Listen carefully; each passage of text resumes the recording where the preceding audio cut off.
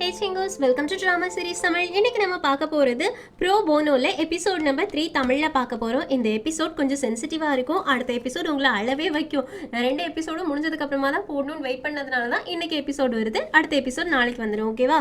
Last எபிசோடில் June ஹீரோவை ஏமாத்தின பூன் கூட கார்ல போயிருப்பாங்க. ஜூன் தான் இது எல்லாத்தையும் பிளான் பண்ணி பண்ணாலா அப்படின்ற டவுட் இதுல கிரியேட் ஆகுது. இருந்தாலும் நம்ம வெயிட் பண்ணி பார்க்கலாம்.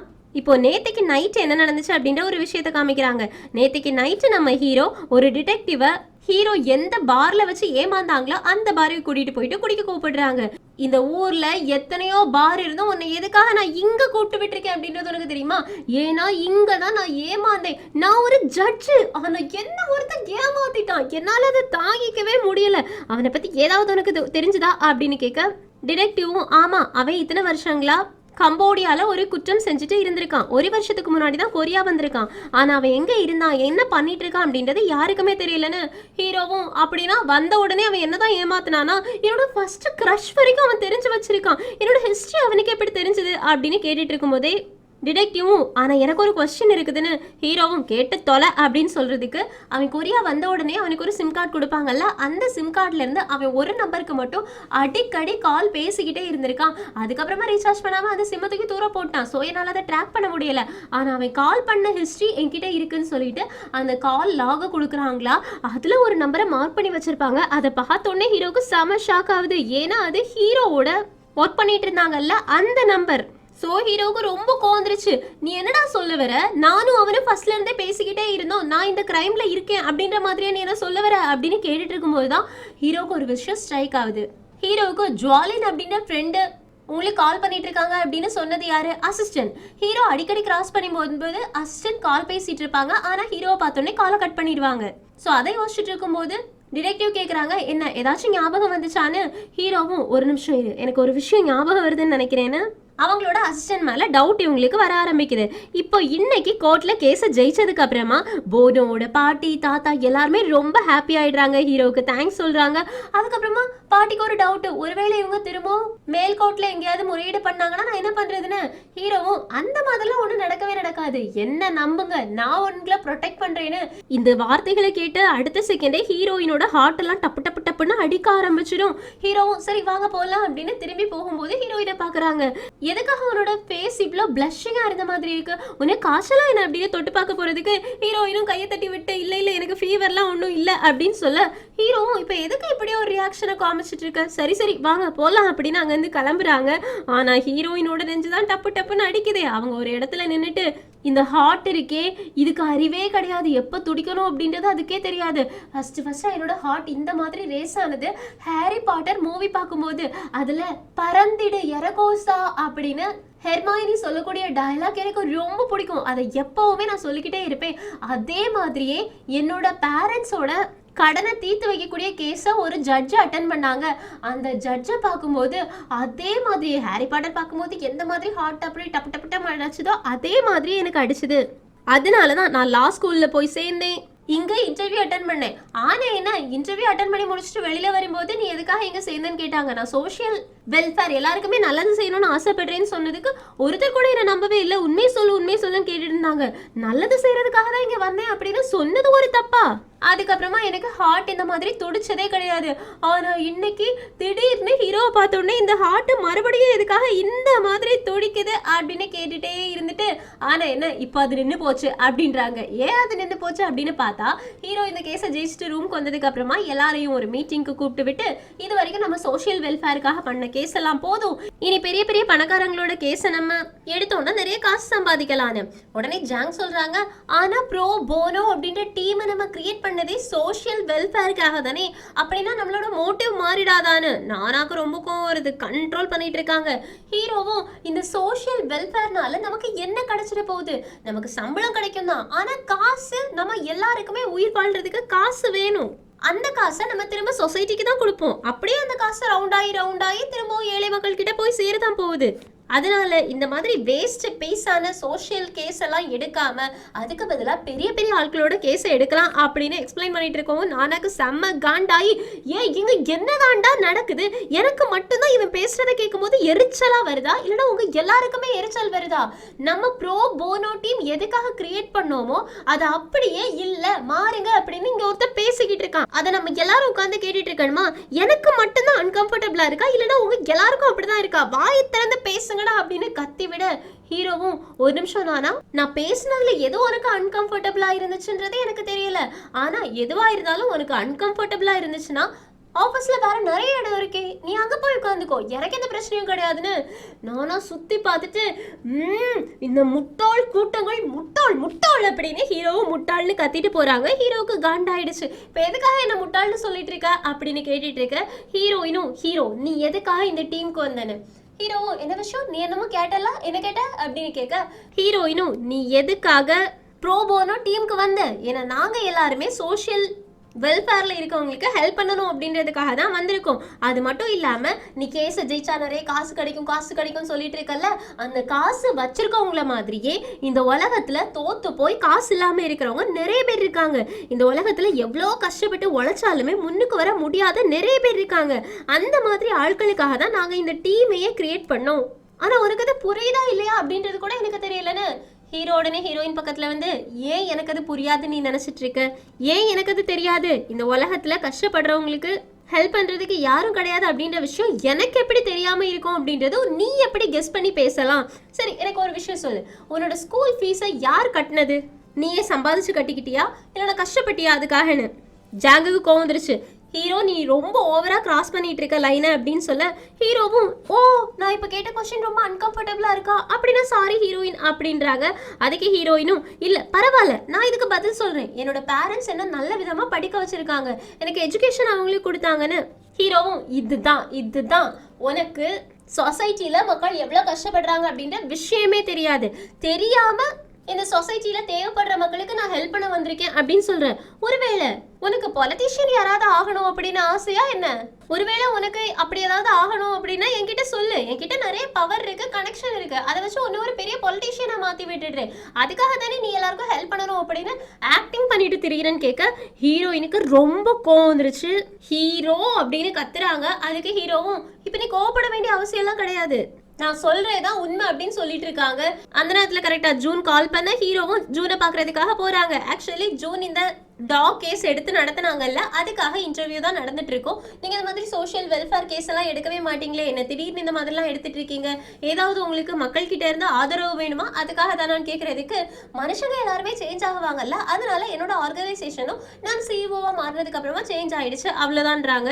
சரி ஹீரோ எவ்வளோ பெரிய ஜட்ஜு, அவன் இந்த கேஸை வாதாடுறதுக்காக வந்திருக்கான், இதுக்கு பின்னாடி ஏதாவது மோட்டிவ் இருக்கான்னு கேட்கறதுக்கு ஹீரோவே வந்துட்டான், அவன் கிட்டே கேளுங்க அப்படின்னு ஹீரோவை இன்டர்வியூ எடுக்கிறாங்க. ஹீரோவை இன்டர்வியூ எடுத்து முடிச்சதுக்கு அப்புறமா ஹீரோ வெளியில போறாங்களா. அப்போ ஜூன் கிட்ட ஒண்ணுதான் கேக்குறாங்க, எனக்கு ஒரு விஷயம் தெரிஞ்சாகணும், எதுக்காக நீ நான் ஜட்ஜில் இருந்து ரிசைன் பண்ணிட்டு உன்னோட கம்பெனியில வந்து ஒர்க் பண்றதுக்கு ஒத்துக்கிட்டேன் அப்படின்ற விஷயம் உனக்கு தெரியுமான்னு.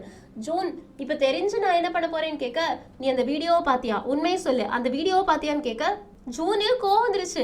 நீ என்ன வீடியோவை பத்தி பேசிட்டு இருக்க, நான் அந்த வீடியோவை பார்த்து தான் உனக்கு வேலை தரணும் அப்படின்ற அவசியம் கிடையாது, என்னோட கம்பெனில ஆயிரக்கணக்கான எம்ப்ளாயிஸ் வேலை பார்த்துட்டு இருக்காங்க, எவ்வளவு பெரிய பெரிய வக்கீல்லாம் இருக்காங்க, அவங்க எல்லாரையுமே விட்டுட்டு உன்னோட வேலையை பறிச்சு உன்னை நான் இங்க கொண்டு வந்து உட்கார வைக்கணும் அப்படின்னு நான் நினைச்சிருப்பேன் நீ நினைக்கிறியா?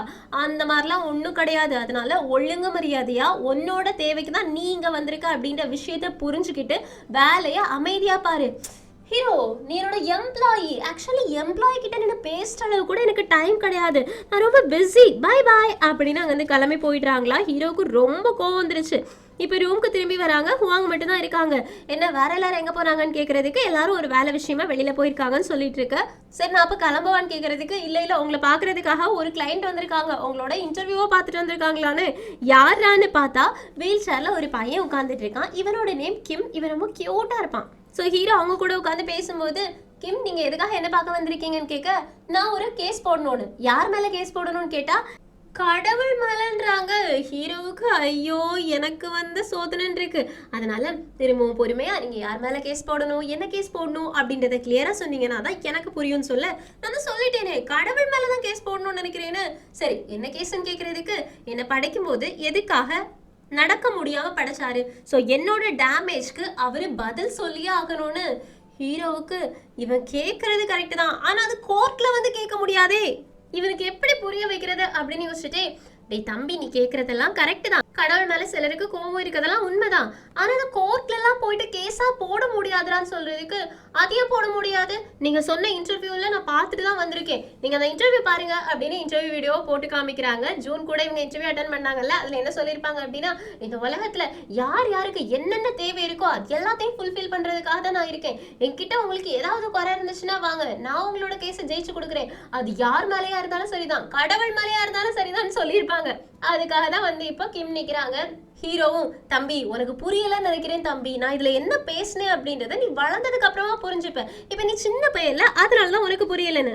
ஆனா கிம் விடுற மாதிரியே தெரியல. இல்ல நீங்க இந்த வீடியோல பேசின மாதிரி கேஸ் போட்டே ஆகணும்னு ஹீரோவுக்கு புரிஞ்சிச்சு, எதையோ எதிர்பார்த்து வந்திருக்கான்னு. அதனால இப்போ உனக்கு என்ன பிரச்சனை, உன்னோட ஹாஸ்பிட்டல் பில்ஸ் எல்லாத்தையும் பே பண்ணணுமா, இல்லைன்னா ஒன்னு சரி பண்ணணுமா, எதுக்காக நீ கேஸ் போடணும்னு நினைக்கிறேன்னு கேட்க, என்னோட டேமேஜை யாராலையுமே சரி பண்ண முடியாது, ஏன்னா பிறக்கும் போதே எனக்கு இப்படிதான் இருந்துச்சு, எனக்கு தேவையானது ஒன்னே ஒண்ணுதான், எதுக்காக நான் இந்த உலகத்துல இப்படி பிறந்தேன் அப்படின்றதுதான் எனக்கு தேவையே, ஏன்னா நான் வந்துட்டு பிறக்கணும் அப்படின்னு கேட்கவே இல்லையே, அவரா என்ன பிறக்க வச்சாரு, ஆனா பிறக்கும் போது எதுக்காக இப்படி படைச்சாரு, நார்மலா எல்லா மனுஷங்கள மாதிரி படைச்சிருக்க வேண்டியதானே, எதுக்கு என்ன இந்த மாதிரி படைச்சாரு, அதுக்கு அவர் பதில் சொல்லி ஆகணும்னு ஹீரோவுக்கு தலைவலி வந்து 2 பேருக்கும் ஆர்கியூமெண்ட் ஆகி எப்படியோ கஷ்டப்பட்டு ஹுவாங் கிட்ட சொல்லி அந்த பையனை அனுப்பி வச்சாச்சு. இப்ப ஹுவாங் கிட்ட அவன் போயிட்டானா என்ன, எந்த மாதிரி பசங்களுக்கு இப்படிலாம் யோசிக்க தோணுதோ அப்படின்னு கேட்க, ஹுவாங்கும் அவனுக்கு நான் பெரிய ஒரு காரா பிடிச்சு அனுப்பிட்டேன், என்கிட்ட இருந்த காசையும் கொஞ்சம் அவன்கிட்ட கொடுத்து விட்டேன், அதனால அப்படின்னாங்க. ஹீரோக்கு புரிஞ்சிச்சு இவனுக்கு ஏதாவது வேணும் அப்படின்னா, அதனால வா பாருக்கு போலாம் அப்படின்னு பாருக்கு கூட்டிட்டு போயிட்டு நல்லா குடிக்க வாங்கி கொடுக்குறாங்க. ஆனாலும் ஹீரோக்கு மனசுல அவன் கிட்ட கொஸ்டின் ஓடிக்கிட்டே இருக்கு, இந்த காலத்து பசங்களுக்கு எப்படிதான் இப்படிலாம் யோசிக்க தோணுதோ தெரியலன்னு. ஹுவாங்கும் ஆமா அதெல்லாம் இருக்கட்டும் ஹீரோ, நீ சொன்ன மாதிரியே காசு நம்ம எல்லாருக்கும் தேவைதான், எனக்கும் காசு தேவைதான், அதுதான் இந்த பிள்ளைங்க யாருமே புரிஞ்சுக்கவே மாட்டேங்கிறாங்க, நீ என்ன சொல்றியோ அதை நான் கேட்டு நடப்பேன், உன்னோட வழிதான் என்னோட வழி அப்படின்னு 2 பேரும் நல்லா குடிச்சிட்டு வீட்டுக்கு கிளம்பும்போது ஹுவாங்குக்கு என்ன வேணும்னு ஹீரோக்கு தெரிஞ்சதுனால கொஞ்சம் காசு எடுத்து கொடுத்துட்டு சேஞ்சை நீயே வச்சுக்கோ அப்படின்னு அனுப்பி விட்டுடுறாங்க. அப்போ ஹீரோவுக்கு ஒரு கால் வருது. ஹீரோ ஆக்சுவலி அவங்களோட அசிஸ்டன்ட் மேல அவங்களுக்கு டவுட் வந்துச்சு இல்ல, அப்பவே ஒரு ஆளை அவளை ஃபாலோ பண்றதுக்கு ஃபிக்ஸ் பண்ணி இருந்திருப்பாங்க. அவங்க தான் கால் பண்ணி அவ இப்போ அவங்களோட பாட்டியை பாக்குறதுக்காக ஹாஸ்பிட்டல் வந்துட்டு போயிருக்கான்னு ஹீரோ சொல்றாங்க. அவளுக்கு ஹாஸ்பிட்டல் ரூம் அரேஞ்ச் பண்ணி கொடுத்ததே நான் தான், அதுக்கு காசும் நான் தான் பே பண்ணிட்டு இருந்தேன், இப்போ அவளுக்கு காசு கண்டிப்பா தேவை, ஸோ யாராச்சும் ஒரு ஆள் அவளுக்கு பின்னாடி இருப்பாங்க, ஸோ அவளை ஃபாலோ பண்ணிட்டே இருன்றாங்களா. அதுக்கு ஆப்போசிட்ல இருந்து, டேய் நீ சொல்ற எல்லா வேலையுமே நான் செஞ்சுட்டு இருக்கேன், உண்மைதான் நீ என்ன ஒரு கேஸ்ல இருந்து காப்பாத்திட்ட, அதுக்கப்புறமா ஒரு நல்ல வேலையும் வாங்கி தந்த, ஆனா அதுக்காக நீ சொல்ற எல்லா வேலையும் நான் செய்யணும் அப்படின்றது அர்த்தம் கிடையாது, இவ பின்னாடி ஒரு வாரமா நான் சுத்திட்டு இருக்கேன், இவ யாரையுமே போயிட்டு பார்த்த மாதிரியே தெரியல, சரி இந்த மாதிரி நான் வேலையை விட்டுட்டு உனக்கு வேலை பாக்குறேன்ல அதுக்கு காசு ஏதாவது கொடுப்பியா என்னன்னு கேட்க ஹீரோ டக்குன்னு காலை கட் பண்ணிடுறாங்க. இது செம ஃபன்னா இருக்குது. அதுக்கப்புறமா ஹீரோ ஒரு டாக்ஸியை பிடிச்சி கிளம்புறதுக்காக போறாங்களா, அந்த டாக்ஸி டிரைவர் கிட்ட எனக்கு இந்த இடத்துக்கு போகணும்னு சொல்றாங்க, ஆனா அந்த டாக்ஸி டிரைவர் ஆக்ஷன்ல காட்டுறாங்க. அப்பதான் ஹீரோக்கு புரியுது டாக்ஸி டிரைவரால பேசவும் முடியாது காதும் கேட்காது அப்படின்னு. அவங்க வந்துட்டு பேசஞ்சர் சீட்ல இருக்கிறவங்ககிட்ட பேசுறதுக்காக ஒரு மெஷின் வச்சிருக்காங்க. அந்த மெஷின்ல இவங்க எங்க போகணுமோ அந்த டைப் பண்ணி செலக்ட் பண்ணிட்டா போதும், அது இவங்களுக்கு வந்துடும். இவங்க அதே மாதிரி டைப் பண்ணி சொல்லுவாங்க, அது வாய்ஸ் ஓவர்ல பேசஞ்சர்ஸ்க்கு கேட்கும். அந்த மாதிரி பண்றாங்களா. இதை பார்க்கும்போது ஹீரோக்கு மனசு ரொம்பவே கஷ்டமா இருக்குது. இறங்கும் போது தேங்க்யூ அப்படின்னு பொறுமையா பேசிட்டு அங்க இருந்து கிளம்புறாங்க. ஹீரோக்கு ஆல்ரெடி அந்த பையனை பார்த்தது மனசு கஷ்டமா இருக்கு, இப்போ இவங்க வேற இந்த மாதிரி இருக்காங்களா, அதை பார்க்கும்போது ஹீரோக்கு மனசு ரொம்பவே கஷ்டமா இருக்கு. இப்போ அடுத்த நாள் காலையில கிம் வந்துட்டு வீட்லே கிம் எழும்புறாங்க. அவங்களோட வேலை எல்லாத்தையுமே முடிச்சுட்டு வீல் சேர்ல படி அவங்க தனியாவே ஏறுறாங்க, ரொம்ப கஷ்டப்பட்டு தான் ஏறுறாங்க. வீல் சேர்ல ஏறிட்டு ஹீரோ பாக்குறதுக்காக ஆபீஸ்க்கு கிளம்பி வந்தாச்சு. ஹீரோவும் டேய் அந்த வீடியோல பேசினதெல்லாம் வச்சுட்டு என்கிட்ட இந்த மாதிரி கடவுள் மேல கேஸ் போடணும்னு வந்து நிக்காதடா, உன்கிட்ட எத்தனை தடவை சொல்லுதுன்னு. அந்த பையனும் அப்படின்னா வீடியோல பேசினது எல்லாமே பொய்யா, அப்படின்னா நான் இதுக்கே ஒரு கேஸ் போடுவேன், நீ வீடியோல பொய்யா பேசுற அப்படின்னு மக்கள் கிட்ட போய் சொல்லுவேன்னு. ஹீரோவும் என்னவும் பண்ணி தொலை, ஆனா என்னால உனக்கு ஹெல்ப் பண்ணவே முடியாது, போய் தொலை அப்படின்னு துரத்தி விட்டுடுறாங்க. ஆனா அந்த பையன் விடுறதாவே விடுற மாதிரி தெரியல. ஹீரோ எங்க போனாலும் துரத்தி வந்துகிட்டே இருக்காங்க. பாத்ரூம் போனா கூட ஹீரோவை விடல. அதனால ஹீரோ வர வழி இல்லாம வந்த தொலை, உனக்கு என்னதான் பேசணும் அப்படின்னு கேட்க டக்குனு கதவை திறந்துட்டு யாரோ ஒரு ஆள் வராங்க. யாரு அப்படின்னு பாக்குறதுக்குள்ளாடியே வந்தவங்க கிம்ம பொழிர்னு ஒரு அறை விட்டுட்டு, உன்னை எங்கெல்லாண்டா தேடுறது, உன்னால வீட்டுல அடங்கி ஒடங்கி இருக்க முடியாதா, நான் சாகணும் அப்படின்னு நினைச்சிட்டு இருக்கியா, நீ என்ன நிம்மதியாவே இருக்க விட மாட்டியா அப்படின்னு மறுபடியும் அடிக்க போறாங்க. நானா கையப்பிடிச்சிட்டு நீ அவனை இனி ஒரு தடவை அடிச்சன்னு வச்சுக்கோயே, அபியூசிவ் கேஸ்ல ஒன்னத்துக்கு உள்ள போட்டுருவேன், இரு நான் கால் பண்றேன் அப்படின்னு போலீஸ்க்கு கால் பண்றதுக்காக மொபைல் எடுக்கிறாங்க. உடனே கிமோ இல்ல வேண்டாம், அவங்க ஆன்டி டிப்ரெஷன் பில் எடுத்துட்டு இருக்காங்க, அதனாலதான் அந்த மாதிரி பண்ணிருப்பாங்களா இருக்கும், விட்டுடுங்க அப்படின்னு சொல்லிடுறாங்க. அதனால அது அப்படியே முடிஞ்சிடுச்சு. இப்போ கிம்மை வீட்டுக்கு அனுப்புறதுக்காக வெளியில கூட்டிட்டு வராங்களா. ஹீரோயின் கிம் கிட்ட என்னடா ஆச்சு, நீ யார்கிட்டயாவது பேசணுமா அப்படின்னு கேட்கறதுக்கு இல்ல அம்மா ஒன்றும் எப்பவுமே அந்த மாதிரிலாம் இருக்க மாட்டாங்கன்னு. ஸோ கிம்மோட அம்மா தான் அவங்களோட நேம் சோமின். அம்மா எப்பவுமே இந்த மாதிரி கிடையாது. ஆக்சுவலி என்னோட அம்மா 9 வயசா இருக்கும் போதே அவங்களோட பேரண்ட்ஸ் வந்துட்டு ஆர்ஃபனேஜ்ல விட்டுட்டு போயிட்டாங்க. அதுக்கப்புறமா என் அம்மாவுக்கு அங்கே நிறைய கொடுமைகள் நடந்ததுனால அங்க இருந்து ஓடி வந்துட்டாங்க. 19 வயசுல என் அம்மாவோட வயிறுல நான் உருவாயிட்டேன். ஆனா என்ன, நான் உருவாறதுக்கு காரணமா இருந்தவர் எங்களை விட்டு போயிட்டாரு. என் அம்மாவுமே பாவம் தான் அப்படின்னு சொல்லிட்டு ஹீரோவை பார்த்துட்டு கடவுள்னு ஒருத்தர் இருந்தாருன்னா அவர்கிட்ட நான் கேட்க வேண்டிய கொஸ்டின் ஒண்ணுதான், எதுக்காக என்ன இந்த மாதிரி படைச்சாரு அப்படின்னு கேட்க ஹீரோவுக்கு அதுக்கான பதிலே கிடையாது. சோமின் வந்து வா கிம் போகலாம் அப்படின்னு கார்ல கூட்டிட்டு போயிடுறாங்க. அதுக்கப்புறமா ஹீரோ ஹீரோயினும் ஒருத்தர் பார்த்துட்டே இருக்காங்களா. குடிக்கிறதுக்காக போய் உட்கார்ந்தாச்சு. ஹீரோ கேட்கறாங்க நீ என்ன பார்த்த பார்வையே சரியில்லை, இந்த கேஸை நம்ம எடுக்கணும்னு சொல்ல வரியான்னு. ஹீரோயினும் ஆமா நம்ம வின் பண்றோமா வின் பண்ணலையா அதெல்லாம் முக்கியம் கிடையாது, நம்ம கிம்முக்கு ஒரு நம்பிக்கையை கொடுக்கலாம், அதுக்காக கோர்ட்ல நம்ம கேஸ் போட்டே ஆகணும்னு. ஹீரோவும் நீ தான் அறிவில்லாத மாதிரி பேசிட்டு இருக்க, கோர்ட் என்ன சேரிட்டியா, யார் நினைச்சாலும் வந்து கேஸ் போட்டுருவாங்களா, ஏய் ஜாங் மஷ்ரூமே தின்னுட்டு இருக்காத பதில் சொல்லி இவளுக்கு அப்படின்றாங்க. ஜாங்கும் ஆமா ஹீரோயின் நம்மளால கேஸ் போட முடியாதுன்னு. ஹுவாவும் அப்படியே நீ சொல்ற மாதிரி கேஸ் போட்டா கூட கடவுளோட அட்ரஸை எங்க போய் நீ தேடுவ, கடவுள்னு சொல்லிட்டு யார்கிட்ட போயிட்டு கேஸ் கொடுப்ப, யாரை கொண்டு வந்து கோர்ட்ல நிப்பாட்டுவ, அதை சொல்ல பார்க்கலான்னு கேட்க ஹீரோவும் ஆமா பாத்தியா இவங்க சொன்ன எல்லாமே உனக்கு புரிஞ்சது தானே, அந்த பையனுக்கு ஃபால்ஸான ஹோப்பை கொடுக்க கூடாது, இந்த கேஸ் கோர்ட்ல போனா எல்லாரும் சிரிப்பாங்க, அதனால தயவு செஞ்சு அவனுக்கு இந்த மாதிரி கோர்ட்ல கேஸ் போடலாம் உனக்கு பக்கம் பேசலாம் அப்படி இப்படின்னு எங்கேயாச்சும் இழுத்துட்டு வந்துடாத அப்படின்றாங்க. ஹீரோயினும் இதுல என்ன தப்பு இருக்கு, அவனுக்கு ஒரு சின்ன ஹோப்பை தானே கொடுக்குறோன்னு. ஹீரோவும் உன்ன மாதிரி கஷ்டப்படாம வளர்ந்தவங்களுக்கு கஷ்டப்படுறவங்களோட மனசு என்னைக்கு தெரிய போகுது, நீ ஏதோ பெரிய படிப்பெல்லாம் படிச்சுட்டு லாயரா பெரிய கம்பெனில வந்து உட்கார்ந்துருக்க, ஆனா எங்க கிட்ட சோசியல் வெல்ஃபேருக்காக தான் நான் வேலை செய்யணும்னு நினைக்கிறேன்னு சொல்றேன். உனக்கு இந்த தாட்லாம் எப்போ வந்துச்சு அப்படின்றதெல்லாம் எனக்கு தெரியாது, ஒருவேளை உனக்கு காசு வேண்டாம் அப்படின்னா சேரிட்டிக்கு போய் டொனேட் பண்ணி இல்லைன்னா அந்த பையனுக்கு கொடு, ஆனா அதை விட்டுட்டு அந்த பையனுக்கு பொய்யான ஒரு ஹோப்பை மட்டும் கொடுக்காத, அவனை எல்லார் முன்னாடியும் சிரிக்கிற ஒரு பொருளா மாத்திராத அப்படின்னு அங்கிருந்து கிளம்பி போயிடுறாங்களா. ஹீரோயினுக்கு ரொம்ப ஒரு மாதிரி ஆயிடுச்சு.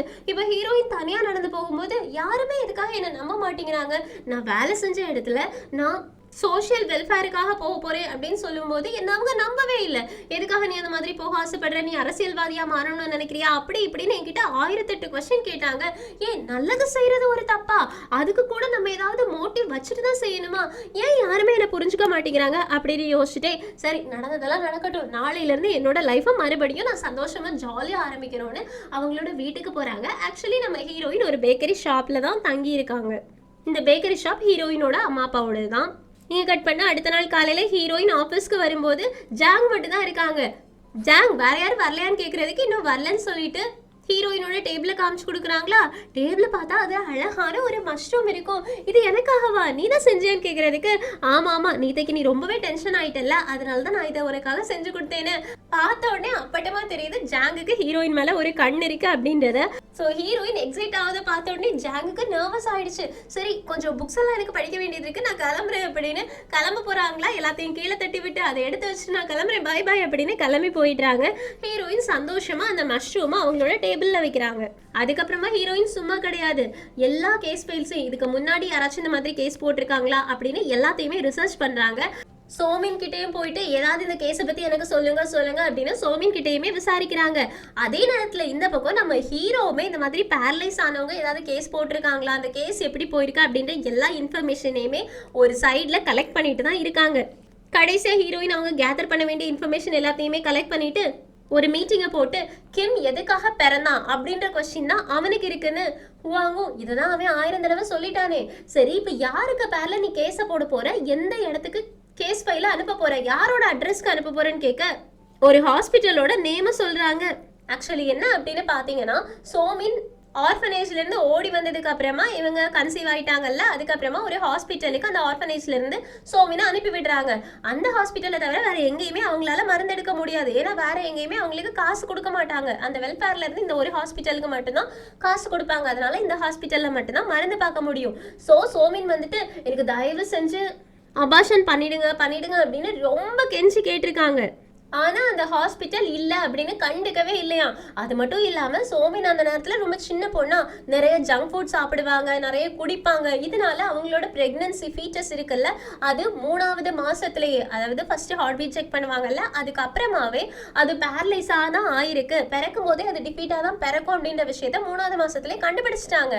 ஆனா அந்த விஷயத்த அம்மா கிட்ட சொல்லவே இல்லை. சோமின்க்கு தெரியவே தெரியாது அவங்க பெத்துக்க போற குழந்தைக்கு இந்த மாதிரி ஒரு பிரச்சனை இருக்க போகுது அப்படின்னு. ஸோ அந்த ஹாஸ்பிட்டல் மேலதான் தப்பு. அந்த ஹாஸ்பிட்டல் கிட்ட சோமின் எவ்வளவோ நான் அபார்ஷன் பண்ண போறேன் அப்படின்னு கேட்டாலும் அவங்க அபார்ஷனுக்கு ஒத்துக்கவே இல்லை. அதே மாதிரி பீட்டர்ஸ்க்கு இந்த மாதிரி ப்ராப்ளம் இருக்கு அப்படின்ற விஷயத்தையும் அவங்க சொல்லவே இல்லை. அதனால நம்ம கேஸ் போடுறதா இருந்தா, அவன் இந்த மாதிரி ஆகிறதுக்கு காரணம் யாரு அப்படின்னு கேஸ் போடுறதா இருந்தா அந்த ஹாஸ்பிட்டல் மேலதான் நம்ம கேஸ் போட்டு ஆகணும் அப்படின்னு சொல்லி முடிக்கிறாங்க. ஜாங்கு இது பாசிபிளான்னு கேட்கறதுக்கு ஹீரோ கிட்டே நீ கேளு, அவனுமே கேஸ் ஃபைல்ஸ் எல்லாத்தையும் படிக்க தானே செஞ்சானு. ஹீரோவும் ஐயோ இவன் வேற கண்டுபிடிச்சிட்டாளா அப்படின்னு, நான் கேஸ் ஃபைல்ஸ் எல்லாம் படிக்க தான் செஞ்சேன், ஆனா உன்ன மாதிரி நான் டீப்பாலாம் படிக்கலன்னு ஹீரோயினும், ஏன்னா நான் காலேஜ் போய் ப்ராப்பரா படிச்சேன், அதனால நான் இவ்வளோ ரிசர்ச் பண்ணி கரெக்டா சொல்றேன்னு ஹீரோவும் சரி அப்படின்னா கேஸ் போடுறதுக்கு ரெடி ஆகுங்கன்னு கிம்மோட கேஸை எடுக்கிறதுக்கு முடிவு பண்ணிட்டாங்க. அதே நேரத்துல சோமின் வீட்டுக்கு குடிச்சிட்டு வராங்களா. கிம் கேட்குறாங்க, நீங்க என்கிட்ட குடிக்க மாட்டேன்னு சொல்லியிருந்தீங்க, ஆனா இன்னைக்கு எதுக்காக குடிச்சிட்டு வந்தீங்கன்னு. சோமினும், டே எனக்கு ரொம்ப டயர்டா இருந்துச்சுடா, எனக்கு உடம்பு சரியில்லை அதனாலதான் குடிச்சேன்னு. கிம்மும் எப்போ பார்த்தாலும் இதுதான் சாக்கா சொல்லிட்டு இருக்கீங்க அப்படின்னு திட்டிட்டு அவங்க பாட்டியை கான்சென்ட்ரேட் பண்ணி கோ பிளே அப்படின்றத ஆன்லைன் கேம்ல விளையாடிக்கிட்டே இருக்காங்க. சோமினுக்கு ரொம்ப கஷ்டமா இருக்கா, அதனால அவங்க ஒரு டாலை பார்க்குறாங்க, மியூசிக்கல் டால். அதை திருகி அந்த மியூசிக்கை கேட்டுக்கிட்டே, நான் என்னோட லைஃப்பை வாழுறது எதுக்காக இவ்வளோ கஷ்டமாக இருக்கு அப்படின்றது எனக்கு தெரியல, நான் பண்ண தப்புக்காக கடவுள் எனக்கு இவ்வளோ பெரிய தண்டனை தருவாங்க அப்படின்னு நான் நினச்சி கூட பார்க்கலன்னு. உடனே கிம் கேட்குறாங்க, அப்படின்னா அந்த பனிஷ்மெண்ட் நானா, உங்களுக்கு கடவுள் தந்த பனிஷ்மெண்ட் நானா அப்படின்னு. இது கேட்டோடனே சோமினோட மனசே உடஞ்சு போயிடுச்சு.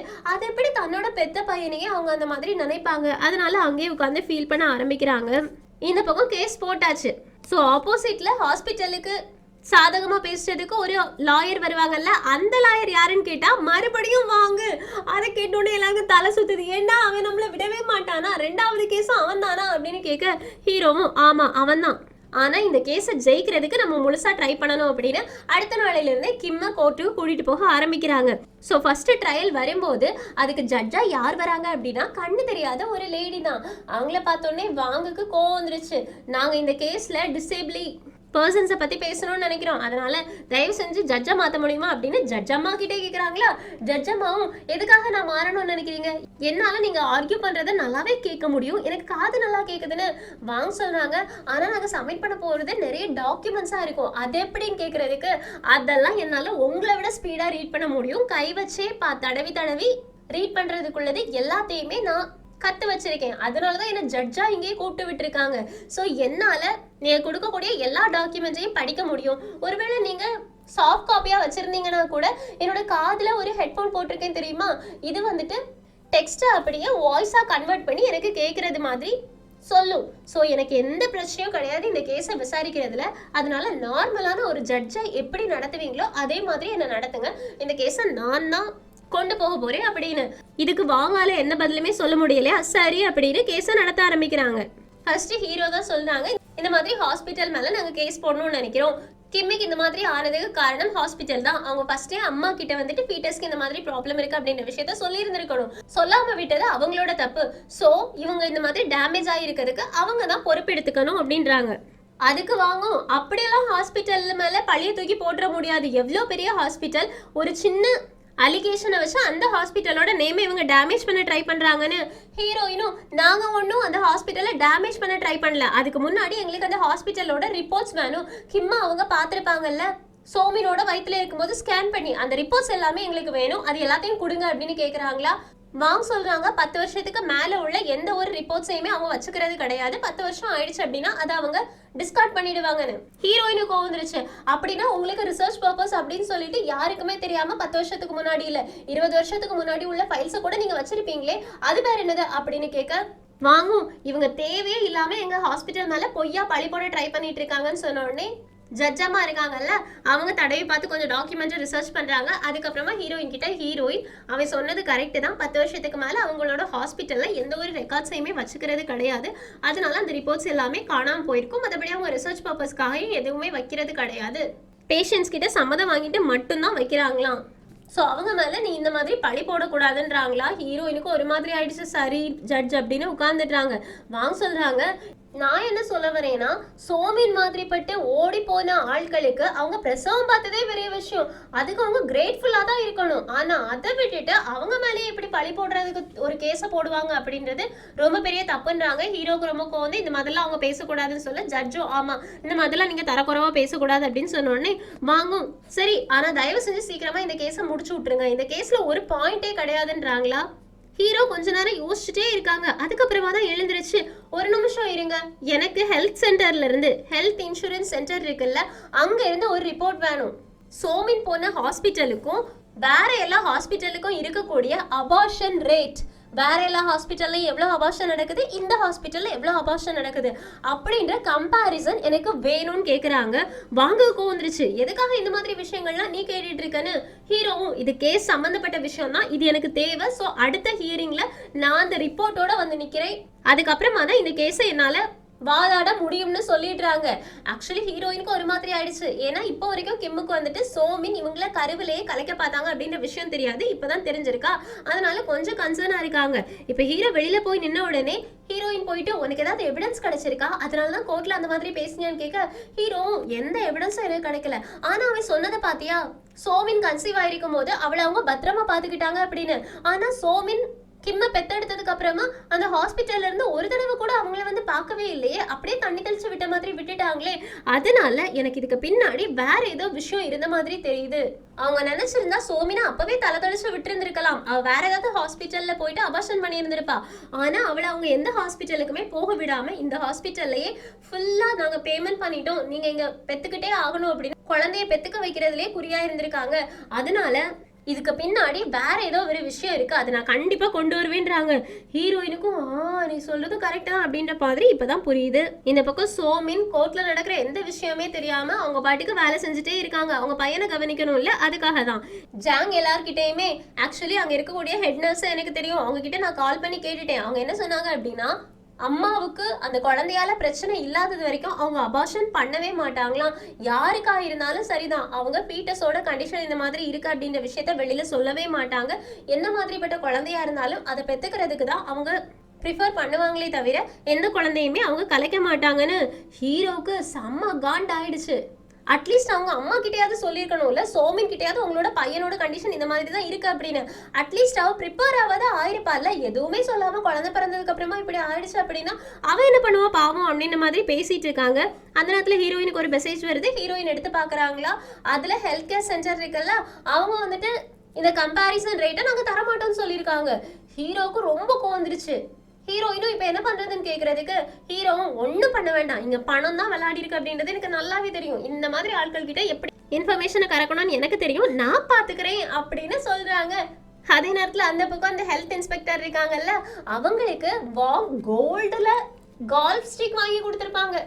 அதை வச்சு விளையாடிக்கிட்டு யாரும் என்ன டிஸ்டர்ப் பண்ணக்கூடாதுன்னு ஜாலியாக இருப்பானா. ஆனால் கொஞ்ச நேரத்துலேயே அசிஸ்டன்ட் வந்து சொல்கிறாங்க, நான் எவ்வளவோ தடுத்தும் ஒருத்தன் உள்ளே வந்துட்டானே. யார்கிட்ட போய் பார்த்தா நம்ம ஹீரோ தான் அந்த ஹாக்கி ஸ்டிக், கோல்டு ஸ்டிக்கை வச்சு ஹாக்கி விளையாடிட்டு இருக்காங்க. உடனே போயிட்டு இந்த ஹெல்த் இன்ஸ்பெக்டர் அதை வாங்கிக்கிறாங்க. நீ யாருடா, எதுக்காகடா உள்ளே வந்த, போலீஸில் பிடிச்சி கொடுத்துருவேன் பார்த்துக்கோன்னு. ஹீரோவும் ஐயோ ஒரு கேஸை பற்றி உங்ககிட்ட பேசுறதுக்காக தான் வந்தேன், இந்த ஃபைல்ஸ் அப்படின்னு ஃபைல்ஸ் தூக்கி கீழே போடுற மாதிரி கீழே போட ஹெல்த் இன்ஸ்பெக்டருக்கு ஒண்ணுமே புரியல. இப்ப எதுக்காக வந்து வளவளன்னு பேசிட்டு இருக்கேன்னு கேட்க ஹீரோ சொல்றாங்க, இந்த ஃபைல்ல தான் உங்களுக்கு கவர்மெண்ட் கொடுக்கக்கூடிய சம்பளத்தை நீங்க என்னெல்லாம் பண்ணிட்டு இருக்கீங்க அப்படின்ற இன்ஃபர்மேஷன் இருக்குன்னு. சாதாரண ஹெல்த் இன்ஸ்பெக்டர் டக்குன்னு அந்த ஃபைலை எடுக்கிறாங்க. ஹீரோ உடனே அந்த ஃபைலை வாங்கிட்டு, ஆக்சுவலி இதுல என்ன போட்டிருக்கு அப்படின்னா, நீங்கள் அப்பப்போ கவர்மெண்ட்ல இருந்து எனக்கு இந்த டிரான்ஸ்போர்ட்டுக்கு ஃபீஸ் வேணும், இந்த டிரான்ஸ்போர்ட்டுக்கு ஃபீஸ் வேணும்னு நிறைய காசெல்லாம் வாங்கிட்டு இருக்கீங்களே, அதெல்லாம் உங்களுக்கு யூஸ் பண்ணுறது இல்லையாமே, உங்களோட ஒய்ஃபுக்கு ஹேர் ஸ்பா, சலூன் இந்த மாதிரி விஷயங்களுக்கு போயிட்டு இருக்காமேன்னு. உடனே இவனுக்கு பயம் வந்துருச்சு. உட்கார்ந்து பேசு ஹீரோ அப்படின்னு உட்கார வைக்கிறாங்க. ஹீரோ அதோடு நிறுத்தலையே, அங்கே ஒரு சேர் இருக்கே, இங்கே நிறைய ஃபர்னிச்சர் இருக்கே, இது எல்லாமே கவர்மெண்டோட காசு தானேன்னு கேட்க, ஆமாம் ஆமாம் எனக்கு உடம்பு சரியில்லை அதனால தான் கவர்மெண்ட் எனக்கு இந்த காசை கொடுத்துருக்காங்கன்னு. அப்படியா, ஆனால் அது மாதிரி இதில் எதுவும் போடலையே, யாரோ ஒரு ஆள் உங்களுக்கு இதை ப்ரெசென்ட் பண்ண மாதிரி தானே போட்டிருக்கு. அது மட்டும் இல்லாமல் போன மாதம் உங்களுக்கு கையில் அடிபட்டிருக்கு அப்படின்னு ஒரு லீவ் எடுத்திருக்கீங்க. அந்த லீவை மால்தீவ்ஸில் போய் கொண்டாடி இருக்கீங்க. அதுவும் அந்த லீவில் நீங்கள் யார் கூட ட்ராவல் பண்ணியிருக்கீங்க, உங்கள் ஒய்ஃப் கூட கிடையாது, வேற யாரோ அப்படின்றாங்க. அடுத்த செகண்டே முட்டி போட்டு ஹீரோ முன்னாடி அவன் வந்து நின்று, தயவு செஞ்சு உனக்கு என்ன வேணுமோ அதை கேளு, நான் கொடுத்துட்றேன், ஆனால் இந்த மாதிரி இன்ஃபர்மேஷனை மட்டும் வெளியில் சொல்லிடாத அப்படின்னு இவன் கேட்ட எல்லா இன்ஃபர்மேஷனையுமே கொடுத்துட்றாங்களா. அடுத்த நாள் மறுபடியும் கோர்ட்டு கூடுது. அப்போ ஜட்ஜு கேட்குறாங்க, நேற்றுக்கு தான் ஹெல்த் இன்ஸ்பெக்டர் ஒரு இன்ஃபர்மேஷனையும் தரமாட்டாங்கன்னு சொன்னீங்க, ஆனால் இன்னைக்கு ஹீரோ அவ்வளோ இன்ஃபர்மேஷனையும் கொண்டு வந்து சப்மிட் பண்ணியிருக்கான், இது எப்படி நடந்துச்சுன்னு. வாங்கும் அது வந்து அப்படின்னு ஆரம்பிக்க ஹீரோ 91% வேற எல்லா ஹாஸ்பிட்டல்லையுமே ஃபீட்டஸ்க்கு இந்த மாதிரி ப்ராப்ளம் இருக்கு, ஒரு குழந்தை இந்த உலகத்துக்கு பிறந்து வந்து கஷ்டப்பட தான் போகுது அப்படின்னு தெரிஞ்சதுன்னா அம்மாவுக்கு ஃபர்ஸ்ட் இன்ஃபார்ம் பண்ணுவாங்க. அந்த அம்மா ஓகே பரவாயில்ல என் குழந்தைய நான் பார்த்துக்கிறேன் அப்படின்னு சொன்னாங்கன்னா தான் அந்த பிரெக்னன்சியை அலோவே பண்ணுவாங்க. அதே மாதிரியே அந்த அம்மாவுக்கு நீங்க அந்த குழந்தைய எப்படி எப்படி பார்க்கணும் அப்படின்ற எல்லா இன்ஃபர்மேஷனையுமே ஃபர்ஸ்டே கொடுத்துடுவாங்க. ஆனா நீங்க சோமினோட கேஸ்ல அந்த மாதிரி பண்ணவே இல்லை. சோமினுக்கு ஃபீட்டஸ்க்கு இந்த மாதிரி ப்ராப்ளம் இருக்கு அப்படின்ற விஷயம் தெரியவே தெரியாது. அவங்களுக்கு இந்த குழந்தைய சுமக்கிறதுல ஃபர்ஸ்ட் இன்ட்ரெஸ்டே கிடையாது. அதே மாதிரியே வேற எல்லா ஹாஸ்பிட்டல்லையுமே 91% மேக்சிமம் அபார்ஷன் பண்ணிடுறாங்க இந்த மாதிரி குழந்தைங்கள பேரண்ட்ஸோட பெர்மிஷன் கேட்டு. ஆனா இந்த ஹாஸ்பிட்டல்ல மட்டும்தான் ஃபீட்டஸ்க்கு எந்த ப்ராப்ளம் இருந்தாலும் அது அம்மா கிட்ட டிஸ்கஸ் கூட பண்றது கிடையாது. ஒரு பேரண்டா குழந்தைங்க என்ன கண்டிஷன்ல இருக்கு அப்படின்றத செக் பண்றதுக்காக தான் ஹாஸ்பிட்டல்ல போறாங்க. ஆனா அந்த ஹாஸ்பிட்டல்ல கூட குழந்தை இப்படிதான் இருக்கு அப்படின்ற இன்ஃபர்மேஷனை சொல்லாம அந்த குழந்தைய பெத்து வைக்கிறதுலயே இவங்க குறியா இருந்திருக்காங்க. இது ஹாஸ்பிட்டல் மேல உள்ள தப்பு தான். ஹாஸ்பிட்டல்ல இந்த மாதிரி சொல்லாததுனால தான் என்னோட கட்சிக்காரர் கிம் இந்த மாதிரி ஒரு சிச்சுவேஷன்ல இருக்காங்க அப்படின்னு சொன்னோடனே வாங்க எழுந்திருச்சு. இந்த ஒரு சின்ன விஷயத்துக்காக ஒரு ஹாஸ்பிட்டல் மேல பழி போடுறது ரொம்ப பெரிய தப்பு. இதுக்கு இப்ப ஹாஸ்பிட்டல் பழி ஏத்து இவங்களுக்கு காசு கொடுக்கணும்னு சொல்லிட்டு ஃபைல் பண்ணிருக்காங்களா இந்த கேஸ்ன்னு கேட்க ஹீரோ சொல்றாங்க, அதுக்காக ஒண்ணும் கிடையாது, ஆக்சுவலி என்னோட டீம்ல உள்ளவங்க ஒரு ஃபைலை ப்ரிப்பேர் பண்ணிருக்காங்க அப்படின்னு ஒரு விஷயத்தை காட்டுறாங்க. ஹீரோயின் ராத்திரி பகலா தூங்காம உட்காந்து இந்த ஹாஸ்பிட்டலுக்கும் அந்த வெல்ஃபேருக்கும் உள்ள கனெக்ஷனை கண்டுபிடிச்சு ஒரு ஃபைலா போட்டு கொடுத்துருப்பாங்க. அதை இப்போ எடுத்து காமிச்சு ஆக்சுவலி இந்த ஹாஸ்பிட்டலுக்கு நிறைய ஃபண்டு ஹாங்காங்ல இருந்து தான் வருது. ஆனா அந்த ஹாங்காங்கே ஃபண்டு கொடுக்கக்கூடியது யாரு, இந்த வெல்ஃபேர். இந்த வெல்ஃபேர்ல தான் சோமின் வளர்ந்துருக்கா. ஸோ சோமின் வளர்ந்த வெல்ஃபேர்ல இருந்து சோமின் எந்த ஹாஸ்பிட்டலுக்கு ட்ரீட்மெண்ட்டுக்கு போனாங்களோ அந்த ஹாஸ்பிட்டலுக்கு காசு போயிருக்கு. அதனால தான் அவங்க சோமின் எப்படியாவது இந்த குழந்தைய பெத்துக்கணும் அப்படின்றதுல குறியா இருந்திருக்காங்க. காசுக்காக தான் இந்த விஷயமே நடந்திருக்குன்னு. அது மட்டும் இல்லாம இது எல்லாத்துக்கும் பின்னாடி இருக்கக்கூடியது சோய் அப்படின்னு ஒரு ஆளை காமிக்கிறாங்க. இவங்க தான் அந்த வெல்ஃபேரோட சிஇஓ. அந்த நேமை கேட்டோடனே வாங்குக்கு செம்ம காண்டாவது. இதுல நீங்க அவரோட நேம் எழுக்க கூடாது, அவர் எவ்வளவு பெரிய ஆள் தெரியுமா அப்படி இப்படின்னு சொல்றதுக்கு. எவ்வளவு பெரிய ஆளா இருந்தா என்ன, அவங்க தான் இந்த கேஸ்ல பின்னாடி இருக்கக்கூடியது. ஸோ ஒருவேளை இந்த ஹாஸ்பிட்டல் மேல என்னால கேஸ் போட முடியல அப்படின்னா அவர் மேல கூட நான் கேஸ் போடுவேன்னு வாங்குக்கு வந்துருச்சு. எவிடன்ஸ் இல்லாம எதுவும் பேசாதுன்னு. ஹீரோவும் ஆமா எனக்கு எவிடன்ஸ் வேணும், நான் சொன்ன விஷயங்களுக்கு எவிடன்ஸ் நான் கொடுக்கறதுக்கு எனக்கு கொஞ்சம் டைம் தேவை, அதனால அடுத்த ஹியரிங்ல நான் உங்களை வந்து மீட் பண்றதுக்கு எனக்கு பெர்மிஷன் கொடுங்கன்னு. வாங்கும் அடுத்த ஹியரிங்ல எவிடன்ஸோட வந்துருன்றாங்க. ஹீரோவும் வந்துருவேன் அப்படின்னு சொல்ல ஜட்ஜும் ஓகே அடுத்த ஹியரிங்ல எவிடன்ஸோட வாங்க, இதை கண்டினியூ பண்ணலாம் அப்படின்னு அந்த கோர்ட்டு கேஸை முடிச்சு விட்டுடுறாங்க. வெளியில வந்ததுக்கு அப்புறமா கிம் ஹீரோ கிட்ட ஏய் நீ சூப்பரா வாதாடின தெரியுமா, நான் உனக்கு தேங்க்ஸ் சொல்லணும்னு நினைக்கிறேன்னு. ஹீரோவும் பரவாயில்லையே உனக்கு தேங்க்ஸ் எல்லாம் சொல்ல தெரியுமான்னு. கிம்மும் ஏன்னா என்னாலதான் உனக்கு காசு கொடுக்க முடியாது, அதனாலதான் அட்லீஸ்ட் தேங்க்ஸ் ஆக சொல்லலாம்னு நினைச்சேன்னு. பரவாயில்லடா நீ அறிவாளி தான் அப்படின்னு கிண்டல் பண்ணிட்டு இருக்காங்களா. அப்போ ஹீரோயின் கேக்குறாங்க, எதுக்காக உங்க அம்மா இந்த கேஸ்ல வரவே மாட்டேங்கிறாங்க, ஒரு நாள் கூட கோர்ட்டுக்கு எதுக்காக வரலன்னு. கிம்மு, ஏன்னா எங்க அம்மா இதெல்லாம் வேஸ்ட்னு நினைச்சிட்டு இருக்காங்க, எந்த ஒரு ஹாஸ்பிட்டல் மேலேயும் கேஸ் போட்டு நம்மளால ஜெயிக்க முடியாதுன்னு என் அம்மா நம்புறாங்க. அது மட்டும் இல்லாம நான் இந்த மாதிரி பிறந்ததுக்கு அவங்க எப்படி பொறுப்பாக முடியும், பொறுப்பேற்றுக்கவே முடியாது, இந்த கேஸ்ல கண்டிப்பா நான் தோத்து போயிடுவேன் அம்மா நம்புறாங்க, அதனாலதான் அவங்க இங்க வரவே இல்லை, நம்ம இந்த கேஸ்ல ஜெயிக்க முடியாதான்னு ஹீரோயினை பார்த்து பரிதாபமா கேக்குறாங்களா. ஹீரோ இது எல்லாத்தையும் நோட் பண்ணிட்டு தான் இருக்காங்க. ஹீரோயின் சொல்றாங்க, அட்லீஸ்ட் பாதி கேஸ் வரைக்குமாவது நம்மளால ஜெயிக்க முடியும்னு. உடனே கிம்முக்கு ஒரு மாதிரி ஆயிடுச்சு, பாதி தான் ஜெயிக்க முடியுமா, முழுசா ஜெயிக்க முடியாதான்னு கேட்க ஹீரோவும் அடுத்த ஹியரிங்ல பாத்துக்கலாம் அப்படின்னு விட்டுடுறாங்க. இதுதான் கோர்ட்டோட லாஸ்ட் ஹியரிங் அப்படின்றதுனால சோமினுக்கு போய் பார்க்கலாம் அப்படின்ற மாதிரி இருக்கு. ஏன்னா அவங்க பையன் கேட்டிருப்பாங்கல்ல, நான் இந்த உலகத்துல பிறந்தது உங்களுக்கு தண்டனை கொடுக்கறதுக்காகவா, அதுக்கே நான் இந்த மாதிரி பிறந்திருக்கணும் அப்படின்னு அதெல்லாம் மனசு உறுத்திக்கிட்டே இருக்கு. அதனால அந்த கேஸ்க்கு என்னதான் சொல்யூஷன் கொடுக்குறாங்க அப்படின்னு பாக்குறதுக்காக கோர்ட்டுக்கும் வந்திருக்காங்க. ஆனா இப்ப அடுத்த ஹியரிங்கும் வந்துருச்சு. ஆனா ஹீரோ கிட்ட எந்த ஒரு எவிடன்ஸுமே இல்ல, அதனால எவிடன்ஸ் இல்லைன்னு சொல்லிடுறாங்களா. ஜட்ஜும் ஹீரோ சப்மிட் பண்ண எல்லா எவிடன்ஸையுமே, இதுக்கு முன்னாடி அவங்க வாதாடின எல்லா விஷயங்களையுமே நாங்க வச்சு பார்க்கும்போது ஹாஸ்பிட்டல் மேல தப்பு இருக்குதான். அவங்க சோமின் கிட்ட அந்த ஃபீட்டஸோட கண்டிஷனை பத்தி சொல்லி இருந்திருக்கணும். ஆனா அவங்க சொல்லாம விட்டதுக்கு அவங்க மேல நம்ம பழி போட முடியாது. இப்போ ஆல்ரெடி கிம் பிறந்துட்டான், அதனால இவன் பிறக்காம இருந்திருந்தா நல்லா இருந்திருக்கும், அப்படி இப்படிலாம் நம்மளால இது கேஸ ஒரு பாயிண்டா வச்சு மூவ் பண்ணவே முடியாது. அதனால இந்த கேஸ்ல ஆப்போசிட்ல இருக்கக்கூடிய வாங் தான் வின் பண்ணாங்க. கிம் இந்த மாதிரி பிறந்ததுக்கு ஹாஸ்பிட்டல் பொறுப்பேற்க முடியாது அப்படின்னு சொல்லி விட்டுடுறாங்களா. இதனால கிம்மோட மனசே உடஞ்சிருச்சு. இப்ப எல்லாரும் அவங்களோட ஆஃபீஸ் ரூமுக்கு போறாங்க. ஹீரோயின், நான் கஷ்டப்பட்டு அவனுக்கு எந்த மாதிரி எல்லாம் மெடிசன் கொடுக்கலாம் அப்படின்றது வரைக்கும் பார்த்து வச்சிருந்தேன், ஆனா கோர்ட்ல இந்த மாதிரி ஒரு தீர்ப்பு சொல்லுவாங்க நான் நினைக்கவே இல்லைன்னு. நானாவும் நம்மளால இதை தவிர வேற எதுவும் பண்ண முடியாதான்னு கேட்கறதுக்கு எதுவுமே பண்ண முடியாதுன்னு சொல்றாங்க. ஹீரோ டக்குன்னு வந்து, யார் சொன்னா இந்த மாதிரிலாம், நான் ஒரு கேஸை எடுத்துட்டேன் அப்படின்னா அதுல ஜெயிச்சே ஆகணும், தோத்து போவோம் அப்படின்னு தெரிஞ்சதுன்னா அந்த கேஸே எடுக்க கூடாது, நான் இதுல ஜெயிப்பேன் அப்படின்றதுக்காக தான் இந்த கேஸ் எடுத்திருக்கேன், அதனால நான் இதுல மேல்முறையீடு பண்ண போறேன்னு. ஜாங்கோ, அப்படின்னா வாங்க நம்ம சாப்பிட்டுட்டு எனர்ஜி ஏத்திட்டு இந்த கேஸை மேல்முறையீடு பண்ணலாம் அப்படின்னு முடிவெடுக்கிறாங்க. ஹீரோயினும், இந்த குக்கீஸ் எல்லாம் சாப்பிட வேண்டாம், பேக்கரிக்கு வாங்க, நான் உனக்கு ட்ரீட் வைக்கிறேன் அப்படின்னு பேக்கரியை கூட்டிட்டு போறாங்களா. நானாவும், அடி பாவி, இவ்வளோ பெரிய பேக்கரி உனக்கு சொந்தமாவே இருக்கான்னு கேட்கறதுக்கு ஹீரோயினும் ஆமான்னு சொல்றாங்க. டக்குன்னு கரண்ட் கட் ஆகுது, என்ன பவர் போயிடுச்சு போலன்னு கேட்கும் போது ஹீரோயினோட அம்மாவும் அப்பாவும் கேக் கொண்டு வராங்க. ஹீரோயின் சொல்றாங்க, என் அம்மா அப்பா உங்களை என்கரேஜ் பண்றதுக்காக இன்னைக்கு கேக் கட் பண்ணலாம்னு நினைச்சாங்கன்னு, அவங்களே பேக் பண்ணது அப்படின்னு கேக்கை கட் பண்றாங்களா. அப்பதான் எல்லாரும் கிளாப் பண்ணும்போது ஹீரோயினோட அம்மா அப்பா கை செய்கையால பண்றாங்க. ஹீரோ அவங்கள பார்த்துட்டு இவங்களை எங்கேயோ எனக்கு பார்த்த மாதிரி இருக்கே அப்படின்னு யோசிக்கும் போதுதான் ஹீரோவுக்கு அந்த டாக்ஸி டிரைவர் ஞாபகம் வராங்க. அப்ப ஹீரோயினோட அப்பாவுக்கு காது கேட்காதான்னு யோசிச்சுட்டு இருக்கும் போதே நம்ம ஹீரோயினும், இதுதான் என்னோட அம்மா அப்பா, இவங்க ரெண்டு பேருக்குமே காது கேட்காது, வாயும் பேச முடியாது, சரி நான் உங்களுக்கு இவங்களை இன்ட்ரோடியூஸ் பண்ணி வைக்கிறேன் அப்படின்னு ஒவ்வொருத்தரையா இன்ட்ரோடியூஸ் பண்ணி வைக்கிறாங்க. அப்ப நம்ம ஹீரோட மனசுக்குள்ளாடி நல்லா குத்த ஆரம்பிக்குது. ஆல்ரெடி ஹீரோயின் கிட்ட என்ன சொல்லியிருப்பாங்க, நீ ஒரு நல்ல லைஃபை வாழ்ந்திருக்க, நல்லா படிச்சிருக்க, நீ உன்னோட லைஃப்ல கஷ்டப்படவே இல்லை, அப்படின்னா எப்படி அடுத்த ஆளோட கஷ்டம் உனக்கு தெரியும், அப்படி இப்படிலாம் திட்டியிருப்பாங்கல்ல. அதெல்லாம் யோசிச்சு பார்க்கும்போது ஹீரோட மனசு ரொம்பவே கஷ்டமா இருக்குது. இப்போ ஜாங் வேற ஹீரோயினோட அம்மா கிட்டையும் அப்பா கிட்டையும் கொஞ்சம் சைன் லாங்குவேஜ்ல பேசுறாங்க. உனக்கு சைன் லாங்குவேஜ் தெரியுமான்னு கேட்கறதுக்கு கொஞ்சம் தெரியும் அப்படின்னு உட்கார வச்சிடுறாங்க. இப்போ ஹீரோ அங்கங்கன்னு சுத்தி பார்த்துட்டு, இந்த பேக்கரி இப்பதான் கொஞ்ச நாள் முன்னாடி ஓபன் பண்ணதானே. ஆமா, ஒரு மாசத்துக்கு முன்னாடி தான் ஓபன் பண்ணோம். ஆக்சுவலி இதுக்கு முன்னாடி என்கிட்ட இதை விட பெரிய பேக்கரி இருந்துச்சு, ஆனா என் அப்பா கூட வேலை செஞ்ச என் அப்பாவோட ஃப்ரெண்ட் இருக்காங்கல்ல, அவங்க என் அப்பாவை ஏமாத்திட்டாங்க, அதனால எங்களுக்கு நிறையவே கடன் வந்துருச்சு. அந்த கடன்காரங்க எல்லாருமே எங்க அப்பாவோட கழுத்தை பிடிச்சு நெரிச்சு கடனை திருப்பி கொடுன்னு கேட்டாங்க. அதுக்கப்புறமா கேஸ் போட்டு அப்படி இப்படின்னு எல்லா விஷயத்துல இருந்துமே வெளியில வந்து இப்பதான் நாங்க ஒரு நிம்மதியான லைஃபையே வாழுறோம். என் அம்மா பேக்கரிக்குள்ள கேக் பண்ணுவாங்க, என்னோட அப்பா வந்துட்டு டாக்ஸி டிரைவரா போயிட்டு அப்படியே அம்மாக்கு ஹெல்ப் பண்ணுவாங்க. ஒரு 10 வருஷம் கழிச்சு இப்பதான் நாங்க நிம்மதியாவே இருக்கோம்னு. இதை கேட்டோன்னே ஹீரோவுக்கு இன்னும் கஷ்டமா இருக்கு. 10 வருஷமா இவங்க கஷ்டப்பட்டாங்களா, ஐயோ அப்படின்ற மாதிரி. அப்ப நம்ம ஹீரோயின் ஆரஞ்சு பழத்தை எடுத்து சாப்பிடுறாங்க. நானாவும் இது ரொம்ப புளிப்பா இருக்கும், இதை எதுக்கு சாப்பிடுறேன்னு. ஹீரோயினும், எனக்கு புளிப்புனா ரொம்ப பிடிக்கும், ஏன்னா நம்மளோட லைஃப் எப்பவுமே ஸ்வீட்டா இருக்காதுல்ல, புளிப்பு கலந்தது தானே நம்மளோட லைஃப்னு இதே வார்த்தைகளை தானே ஹீரோவோட அம்மாவும் சொல்லியிருப்பாங்க.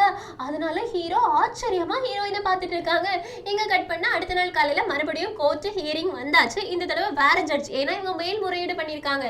ஹீரோ கிட்ட எதுக்காக முடிஞ்சு போன கேஸை திரும்ப மேல்முறையீடு பண்ண அப்படின்னு கேட்கறதுக்கு ஹீரோவும், இது மேல்முறை மேல்முறையீடு பண்ண வேண்டிய கேஸ், அதனால வாங்க உங்ககிட்ட எவிடன்ஸே கிடையாது, அப்புறம் எதுக்காக மேல்முறையீடு பண்ணன்னு கேட்க ஹீரோ சொல்றாங்க, ஏன்னா இந்த தடவை நான் ஹாஸ்பிட்டல் மேல கம்ப்ளைண்ட் பண்ண போறது கிடையாது, ஹாஸ்பிட்டல் மேல கிடையாது, அந்த ஹாஸ்பிட்டலுக்கே இன்வெஸ்டரா இருக்கக்கூடிய சோய் மேல. அவரோட பையன் 16 வயசுல இறந்து போயிட்டாரு, அதனால அவர் டிப்ரெஷன் ஆகி எந்த குழந்தைங்களே இந்த உலகத்துக்கு வரக்கூடியதை ஸ்டாப் பண்ணக்கூடாது அப்படின்ற மாதிரி அவரா ஏதோ ஒன்று நினைச்சிட்டு, பாவம் எங்களோட கிம் அவங்க ஃபீட்டஸா வயிற்றுல இருக்கும் போதே அவங்கள டிஃபீட்டாக தான் இருந்திருக்காங்க, ஆனா அந்த விஷயத்த மறைச்சு இந்த உலகத்துக்கு கொண்டு வர வச்சு சோமினை அப்படியே விட்டுட்டாங்க. அவங்களோட லைஃப்பை எப்படி வாழ்ந்துட்டு இருக்காங்க அப்படின்ற விஷயத்த கூட அவங்க கவனிக்கவே இல்லை. இந்த உலகத்துல எல்லாருக்குமே ஈக்குவலான ரைட்ஸ் இருக்கு, எல்லாருமே நம்ம எப்படி வாழணும் எப்படி வாழக்கூடாது அப்படின்றத முடிவெடுக்கலாம் அப்படின்னு சொல்றாங்கல்ல. ஆனா கிம்மால அந்த மாதிரி எதுவுமே பண்ண முடியல, கிம்முக்கு ஈக்குவலான ரைட்ஸ் கிடைக்கவே இல்லை, சோமினுக்கு அவங்க நினைச்ச விஷயங்களை செய்யறதுக்கான ரைட்ஸ் கிடைக்கவே இல்லை. அதனால இது எல்லாத்துக்குமே காரணமாக இருக்கக்கூடிய சிஇஓ சோயை நான் இந்த கோர்ட்ல நிறுத்தணும்னு நினைக்கிறேன், அவங்க மேல நான் கேஸ் போடுறேன்னு எல்லாருமே ஷாக் ஆகி பார்த்துட்டு இருக்காங்க. அந்த பக்கம் சோய்க்குமே இந்த இன்ஃபர்மேஷன் போகுது. இங்க சிங்கட்டாவது இந்த எபிசோட் முடியுது. ஸோ சோயை கொண்டு வந்து நிறுத்தி வச்சு என்ன கொஸ்டின் ஹீரோ கேட்க போறாங்க, அப்படி அடுத்த எபிசோட் என்னதான் எமோஷனலா இருக்க போகுது அப்படின்றத மறக்காம அடுத்த எபிசோட் பார்த்து தெரிஞ்சுக்கோங்க. அடுத்த எபிசோட் நிஜமாவே ரொம்ப எமோஷனலா இருக்கும். இது கூடவே இன்னொரு கிளிப்பும் ஆட் பண்ணியிருக்காங்க. என்னன்னு பார்த்தீங்கன்னா, நம்ம ஹீரோயினோட அப்பா அம்மா கேஸை ஜெயிச்சிருப்பாங்கல்ல, அந்த கேஸை ஜெயிச்சது யார் தெரியுமா? ஹீரோ தான். ஹீரோட ஃபர்ஸ்ட் கேஸே ஹீரோயினோட அப்பா அம்மாவோட கேஸ் தான். அதை பார்த்து தான் ஹீரோயின் நான் வக்கீலா மாறணும்னே நினைச்சிருந்திருப்பாங்க. ஸோ அப்பவே ஹீரோயினுக்கு ஹீரோ மேல ஒரு கண்ணு. இதுக்கப்புறமா இது எப்படி போக போகுது அப்படின்றத அடுத்தடுத்த எபிசோட் பார்த்து தெரிஞ்சுக்கலாம். ஸோ மிஸ் பண்ணாம அடுத்தடுத்த எபிசோட்காக வெயிட் பண்ணுங்க. இந்த எக்ஸ்பிளனேஷன் உங்களுக்கு பிடிச்சிருச்சுன்னா லைக் பண்ணுங்க, மறக்காம சேனலை சப்ஸ்கிரைப் பண்ணிடுங்க. Thank you friends, take care, by.